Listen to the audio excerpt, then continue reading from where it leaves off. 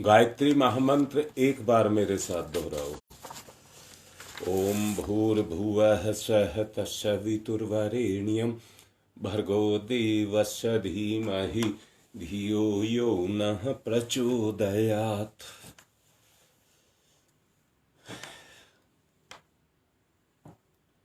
गंगा विहार से ललिता बेटिया ने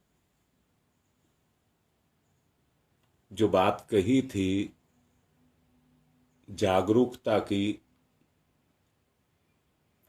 अब मैं उसी पर ही बोलना चाहूंगा। जरा सोचो, जो बोल रहा हूं उस पर जरा सोचो। जागरूक बलवान होता है या नहीं होता है? या दूसरे शब्दों में कहूं, जागरूक के पास में बल होता है कि नहीं होता है? अगर हां, मैं दोबारा से कहूंगा, अपनी बात को फिर दोहराऊंगा। पैसे का बल, बुद्धि का बल, पढ़ाई का बल, धन का बल, जन्म, कितनी घर में लाठी है, इनका बल, कितनी तरह के बल होते हैं।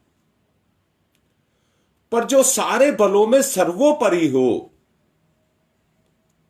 उसको मैं कहूं जागरूकता का बल।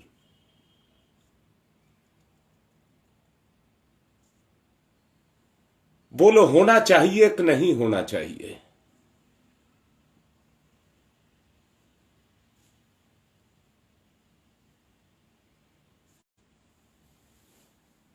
मेरी नजर में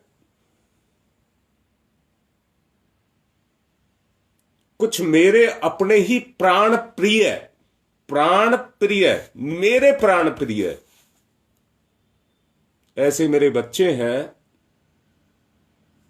जिन पर मैं नाज करता हूं।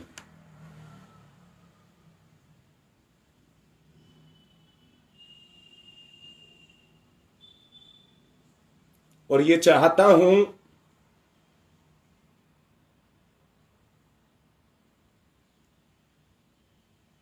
हम सब मिलकर के सहयोग से इतने आगे निकल जाएं, वो सहयोग अगर हमारे बीच में जुटे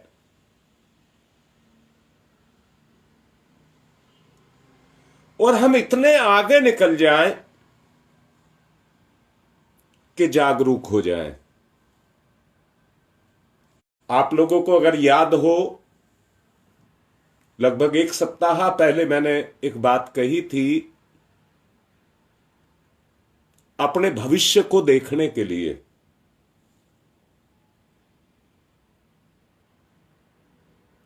हर किसी को नहीं दिखता है, हर किसी को नहीं दिखता है। एक परिवार हमारे साथ में लगभग 7-8 साल से जुड़ा हुआ है।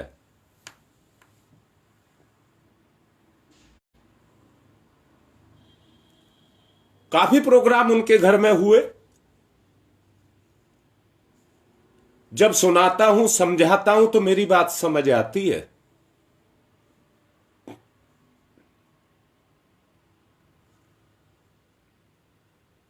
परंतु फिर अपने रास्ते पर चले जाते हैं। मैं जो बहुत जोर लगाता रहा, परंतु समझ नहीं आई। अचानक उस बिटिया ने मेरे से कहा कि गुरुजी, मैं भागवत और गीता पढ़ना चाहती हूं। मैंने कहा अच्छा। मैं स्वयं भागवत और गायत्री महाविज्ञान लेकर के उसके घर पहुंचा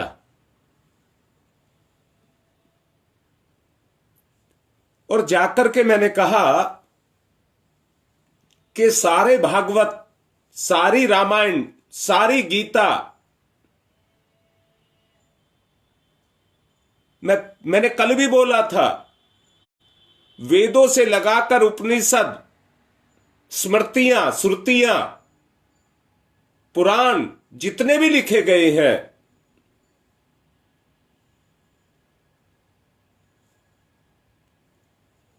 वो सारे के सारे जागृत आत्माओं के द्वारा लिखे गए हैं।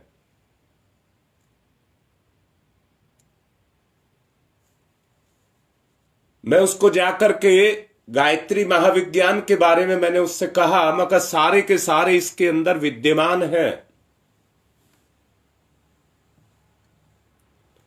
और उसने उसको पढ़ा, वो तो मेरे से लड़ने लग गई और लड़ते हुए कहने लगी, मैं आपसे बहुत नाराज हूं।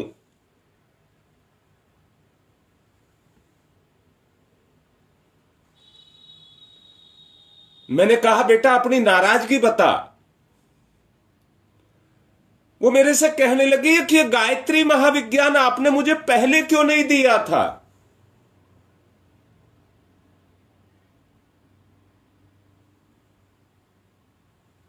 मैंने उससे कहा, बेटा तेरा समय नहीं आया था, तेरा सौभाग्य नहीं आया था। अब शब्द लगा रहा हूं, उस गायत्री महाविज्ञान को पढ़ते के साथ ही उस बिटिया का 1 सेकंड में भाग जग गया। भाग्य जग गया। अब उसके रोज फोन, 2 दिन से मैं उससे बात नहीं कर पाया। कल मैंने बात की तो इस पर भी वो ऐतराज कर रही थी। अब वो कह रही है मुझे और चाहिए, मेरी भूख बन गई, मुझे और चाहिए, मुझे और चाहिए।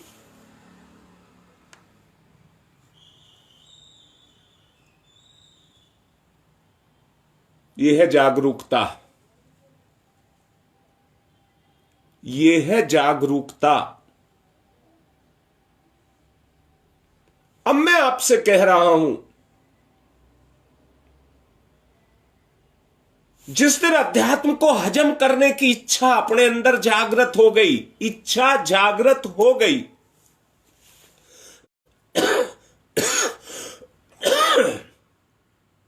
अभी तो इच्छा जागृत है। मैंने आपको बताया था, धन और वैभव, भोग और विलास, इनकी इच्छा जागृत है। याद रखना, जीवन एक संग्राम है, जीवन एक संग्राम है।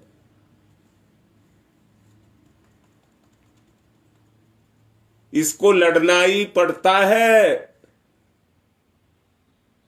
निरंतर, हर घड़ी, हर सेकंड, हर क्षण।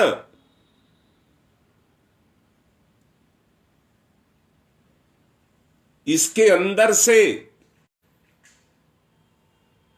विपरीत परिस्थितियां, कठिनाइयां जागृत होती रहती हैं। अगर एक राजा भोग विलास में फंसा हो और पड़ोसी राज्य उसके ऊपर हमला कर दे,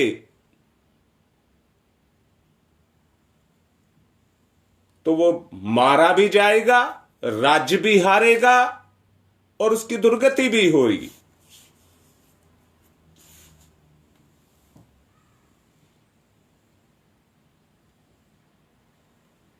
मनुष्य को उस पार मंजिल तक ले जाने के लिए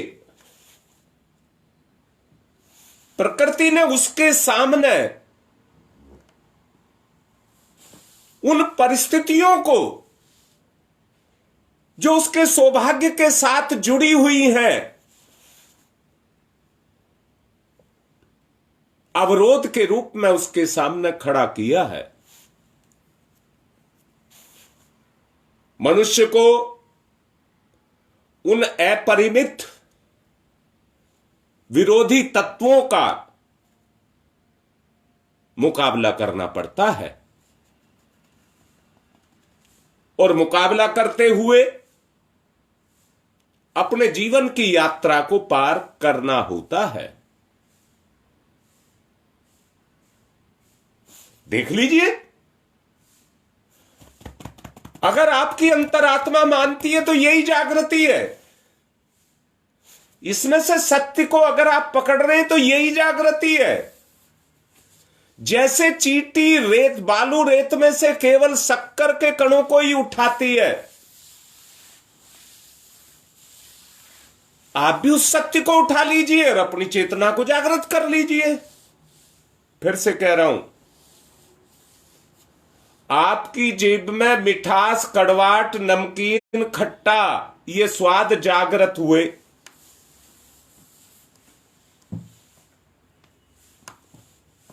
परंतु क्या बगैर मीठी चीज के, बगैर कड़वी चीज के, बगैर नमकीन चीज के, बगैर खट्टी चीज के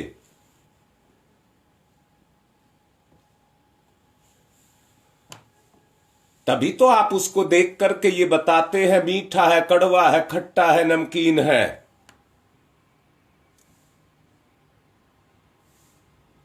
ये जागृत हो गई।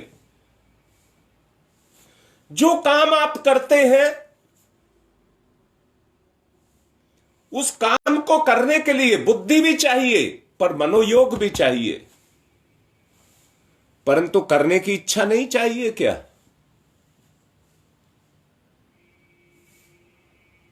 इच्छा जागृत हुई तो संकल्प जगेगा, बल जगेगा। इच्छा एक ताकत है, वो क्रियाशील होगी, आपको करने के लिए मजबूर करेगी, उन विरोधी तत्वों का मुकाबला करने की शक्ति देगी। अपरिमित ताकत आपके अंदर है। अपरिमित कठिनाइयां अगर आपके सामने हैं तो आप में शक्ति भी अपरिमित है।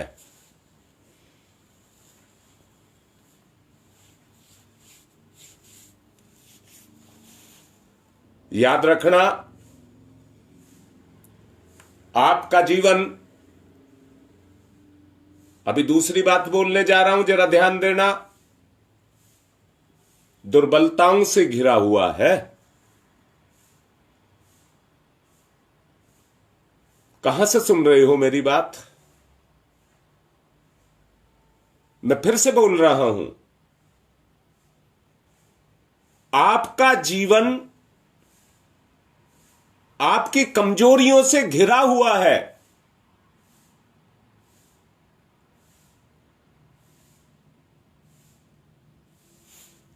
याद रखना, अगर जिंदा रहना है तो उन कमजोरियों से बचना पड़ेगा। और मैंने ही कहा है,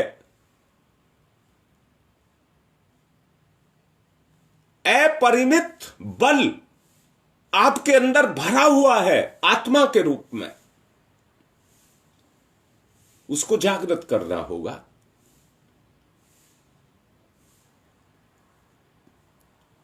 कुश्ती बराबर कैसे होती है? दोनों पूरे अपने जोर लगाते हैं, पर जीतता वो है जो ताकतवर होता है।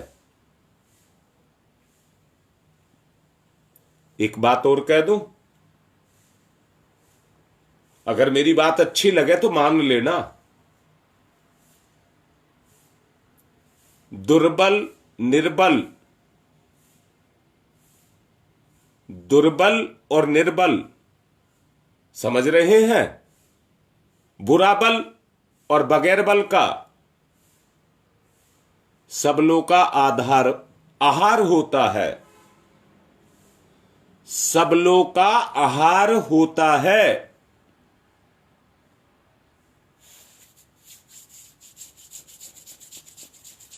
यह कड़वा सच है, इसको मान लेना। जिसे लाचार होकर स्वीकार करना पड़ता है, नहीं मानोगे तो इसको लाचार होकर के स्वीकार करना पड़ता है। आप एक बात तो मानते होंगे ना, बड़ी मछली के सामने छोटी मछली की चल नहीं पाती है, नहीं चल पाती, वो तुरंत उसको निगल जाती है।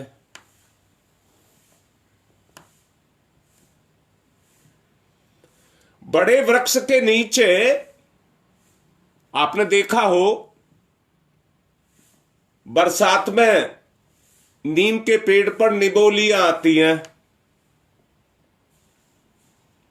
और वो निबोलियां पेड़ के नीचे गिर जाती हैं और उगाती हैं। बरसात का पानी मिलता है तो बहुत सारे पौधे नीम के पेड़ के नीचे नीम के खड़े हो जाते हैं। उनकी मां वही नीम है जिसके नीचे वो पड़े हैं, परंतु बरसात के बाद सारे मर जाते हैं। सच को देखो,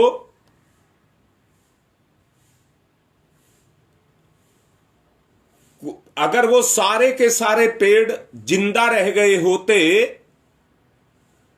तो उस पैदा करने वाले के लिए भी मुसीबत पैदा हो जाती।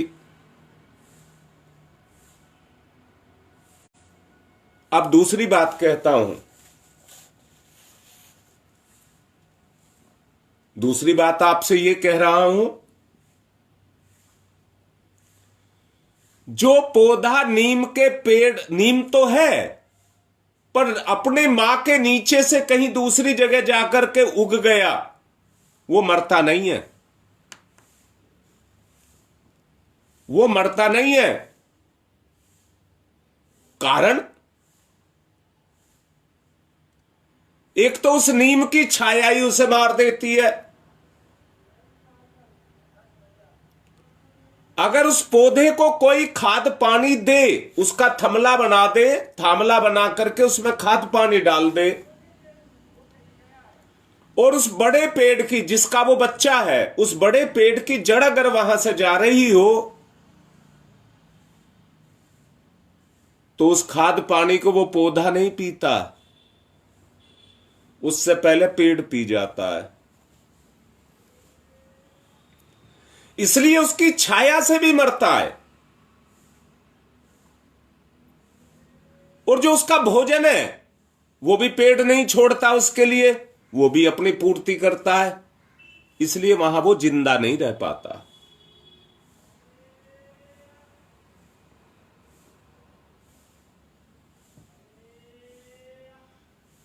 जिसको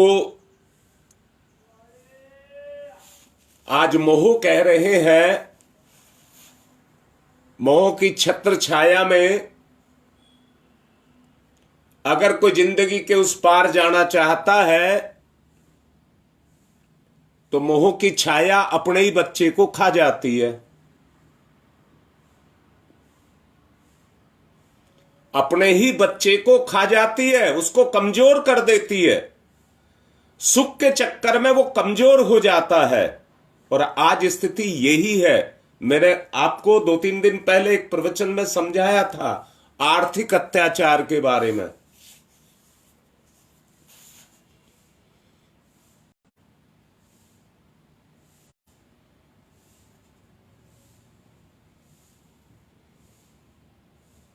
आज स्थिति ये पैदा हो चुकी है, बड़े वृक्ष अपना पेट भरने के लिए आसपास के असंख्य पौधों की खुराक को झपट लेते हैं, और वह बेचारे छोटे पौधे मृत्यु के मुंह में चले जाते हैं। कितने कीड़े जमीन में छुपे होते हैं, परिस्थितियों के कारण वो बाहर निकलते हैं,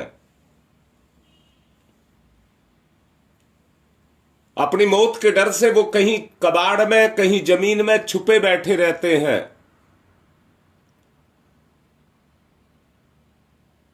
पर जब उनकी अंदर की भूख प्यास सताती है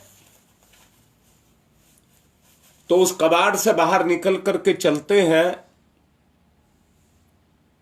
और उनके चारों तरफ मौत खड़ी हुई होती है। दिन में निकल जाए तो चिड़िया बेचारे छोटे छोटे जीवों को खा करके गटक जाती है।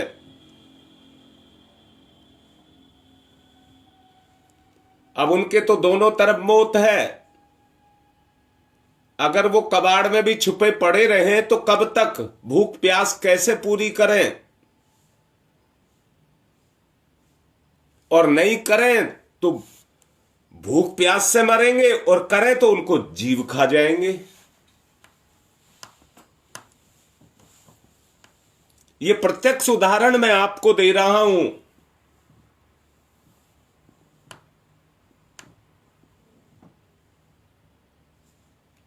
परंतु आप भी देखते होंगे, चिड़िया छोटे जीवों को खाती है, पर बात चिड़ियाओं को खा जाता है।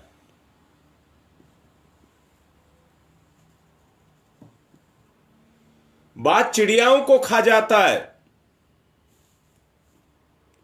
गरीब लोग अमीरों द्वारा, दुर्बल लोग बलवानों द्वारा सताए जाते हैं, सताए जाते हैं। और एक बात और कहूं, स्त्रियां पुरुषों के द्वारा और पुरुष स्त्रियों के द्वारा सताए जाते हैं।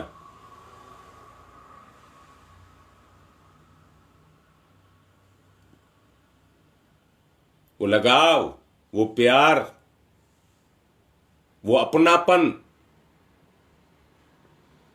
वो उत्थान की इच्छा ना होने के कारण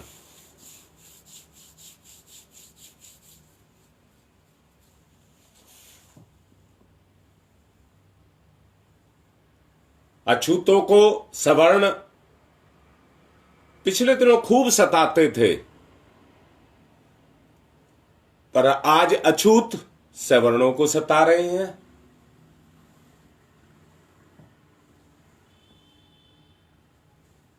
मेरा कहने का मतलब है, सृष्टि का नियम है, जो आज अमीर है वो कल गरीब हो जाएगा, जो गरीब है वो अमीर हो जाएगा। अमीर होने की संभावना ज्यादा है। मैं फिर से कहता हूं, अमीर होने के लिए बड़ी मेहनत करनी पड़ती है, गरीब होने के लिए कोई मेहनत नहीं करनी पड़ती, अपने धन को लुटाना होता है। अमीर होने के लिए धन को खपाना पड़ता है, और गरीब होने के लिए उसका सुख भोगना पड़ता है।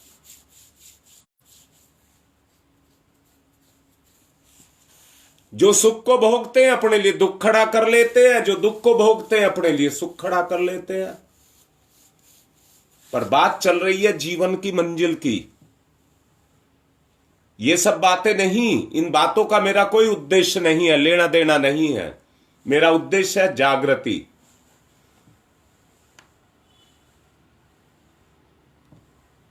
सब बातों पर विचार करो और करने के बाद निर्णय पर आओ।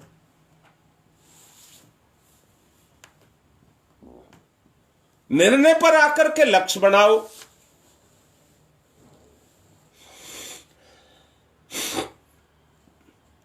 यदि सबलों का शिकार होने से, उनके द्वारा नष्ट किए जाने से अपने आप को बचाना है, तो अपनी दुर्बलता को हटाना होगा।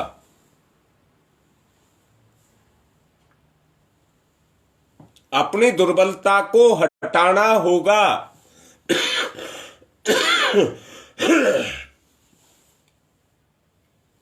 अपने को बलवान बनाना होगा। शक्ति तो कम से कम अवश्य ही संचय करनी चाहिए। देख लीजिए और सोच लीजिए।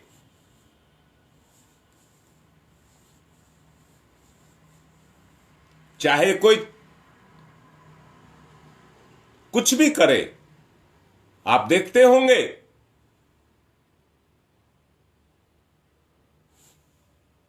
सांप चींटियों को चट कर जाता है, चाट चाट करके खा जाता है।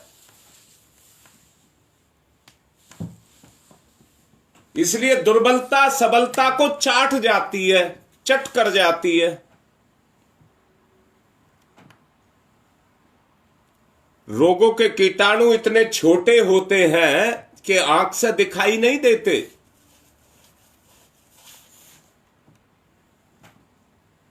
पर हमारे स्वास्थ्य को नष्ट कर डालते हैं और यहां तक मरण की स्थिति पैदा कर देते हैं।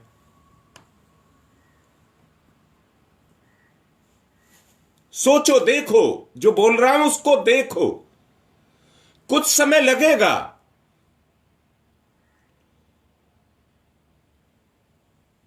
मैं अब अपनी क्या कहिए, मैं अब शक्ति को बेकार नहीं करना चाहता।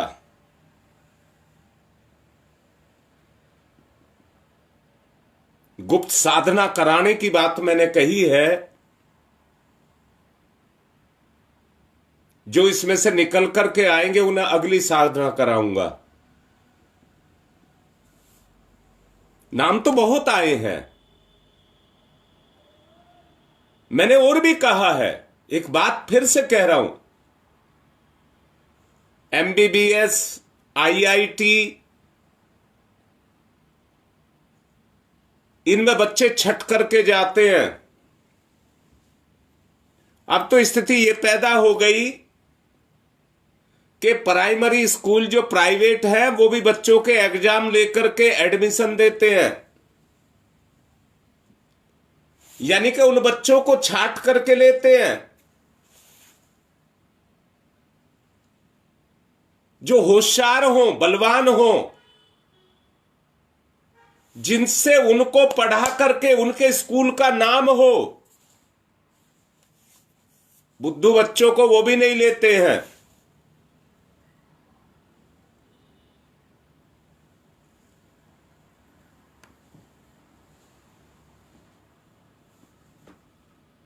बात है जागृति की।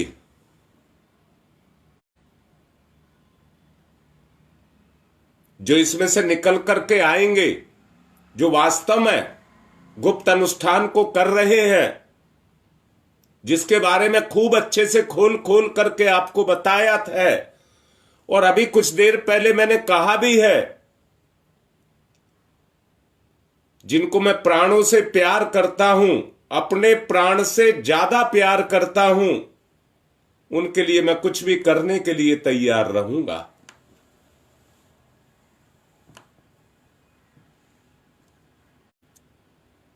आवश्यकता है सबल बनाने की। मैंने भी 2-3 दिन, कई दिन तक लगातार गुरु के बारे में बोला है।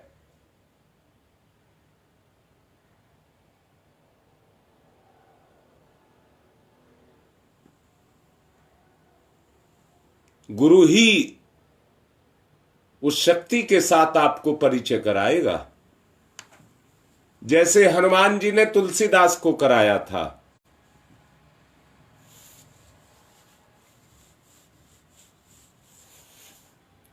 हमें उस मंजिल तक पहुंचना है, उस लक्ष्य तक पहुंचना है। प्रयास करेंगे, प्रयास करेंगे, और प्रयास अकेले नहीं होता, प्रयास सामूहिक होता है, और समूह में ताकत होती है।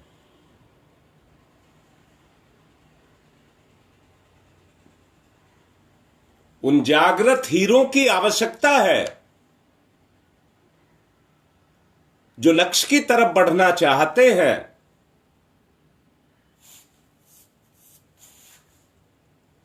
गुरु की गाड़ी में बैठ जाना, मैंने आपको बताया था, ध्यान मूलम गुरुर्मूर्ति, पूजा मूलम गुरुर्पदम, मंत्र मूलम गुरुर्वाक्यम, मोक्ष मूलम गुरु कृपा।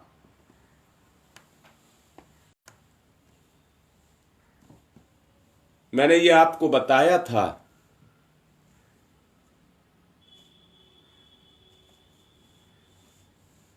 बुराई के कीटाणु, रोगाणु जो हमें आंख से, कान से, नाक से, जीभ से दिखाई नहीं देते, पर छुपे हैं और हमारे अंदर प्रवेश कर रहे हैं। दुर्बलता कहीं बाहर से नहीं आई है, परंतु हमने अपने आप को दुर्बल किया है। अपनी हिम्मत जवाब दे गई।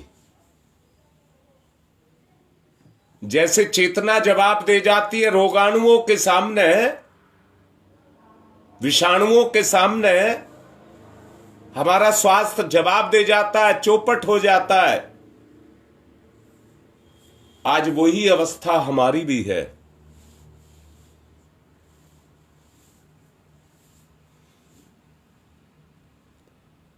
स्वास्थ्य को ठीक करने के लिए हमको प्रयत्न करना ही पड़ेगा। ठीक इसी तरह से मानसिक स्थिति को भी स्वस्थ करने के लिए प्रयत्न हमको करना ही पड़ेगा। कोई रास्ता नहीं है। प्रयत्न हमको करना ही पड़ेगा।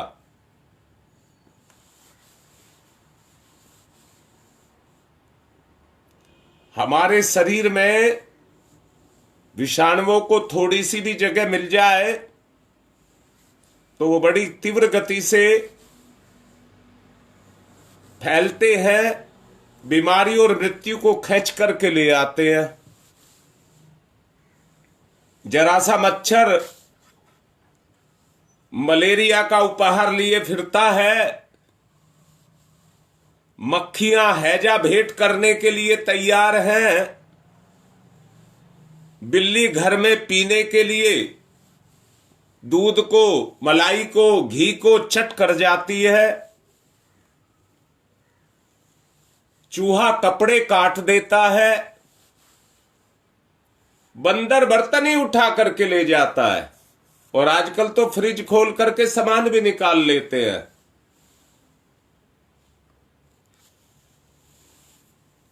बाजार में निकलिए, कितने दुकानदार आपको मिलेंगे जो माल सजा करके बैठे हैं आपको ठगने के लिए।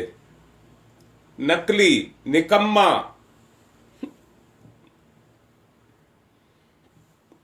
माल आपको देंगे, कम तोल करके देंगे, दूने पैसे वसूल करेंगे। घात लगाए बैठे हैं।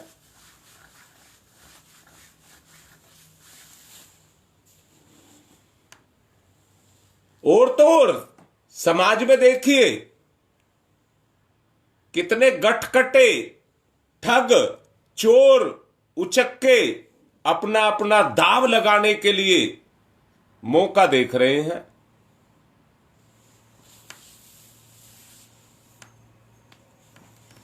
ढोंगी, मुफ्त का खाने वाला अपना जाल अलग बिछा रहा है। और देखिए गुंडे, चोर, दुष्ट, अकारणी, अपने काम को बगैर मतलब ही, आपका कोई रिश्ता नहीं है, वो भी अपनी गठजोड़ कर रहे हैं।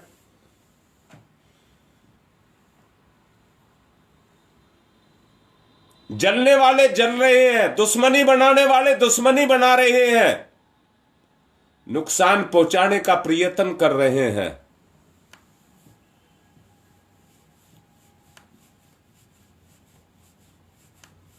मैं तो आपसे पूछ रहा हूं, हित संबंधी बात बताइए। हित संबंधी, आपके हित की बात कौन कर रहा है? जागरूकता इसी को ही कहते हैं कि हम इतना तो छान लें कि किसमें मेरा भला है, किसमें मेरा बुरा है। अगर ये जांच परख करने की ताकत आपके अंदर आ गई तो उतनी ही जागृति आपके अंदर आ गई।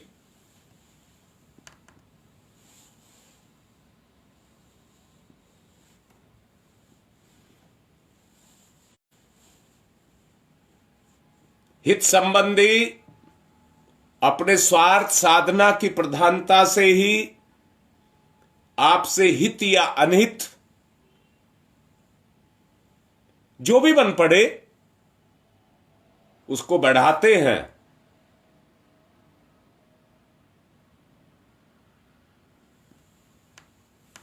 और स्वयं को आगे बढ़ाते हैं।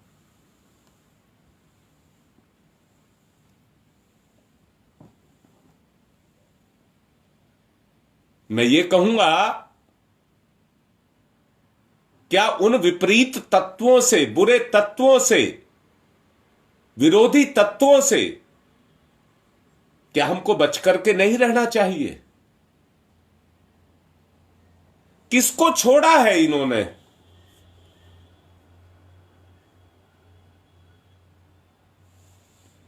ये तो घात लगा करके बैठे हुए हैं, अपना माल सजा करके घात लगा करके बैठे हैं। मच्छर कान पे गाना सुनाता है, मक्खी अपनी भिन भिन का गीत सुनाती है, परंतु जो उसके पास है उसे परस जाती है, ले लो, उपहार में दे करके जाती है।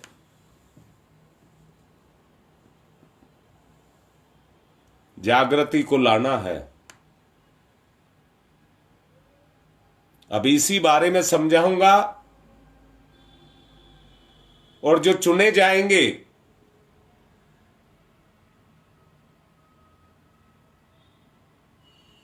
उनको फिर अगली साधनाएं सिखाई जाएंगी।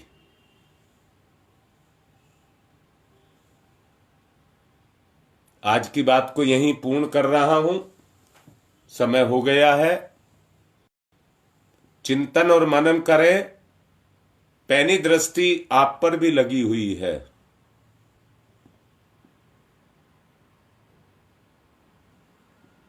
आपका उद्धार आपके ही हाथ में है।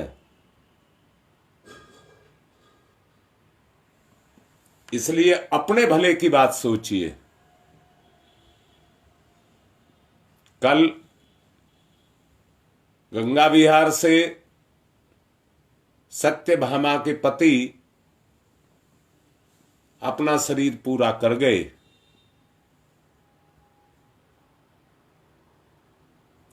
आप सबसे मैं प्रार्थना कर रहा हूं, उनके उद्धार के लिए, उनकी मुक्ति के लिए, जो सूक्ष्म शरीर को विपरीत विषाणु के रूप में बुराइयां लगी हों, उनको हटा करके, उनके सौभाग्य को जगा करके उनकी मुक्ति के रास्ते को प्रशस्त करें। सब प्रार्थना करें। दूसरा, शिव विहार से मीनाक्षी जिंदल का आज जन्मदिन है। उसके लिए भी प्रार्थना करें, उसका भविष्य उज्जवल हो। मैं भी यज्ञ करूंगा, मैं दोनों के लिए आहुति दूंगा। आज की बात को पूर्ण कर रहा हूं। ओम शांति ही शांति ही शांति ही।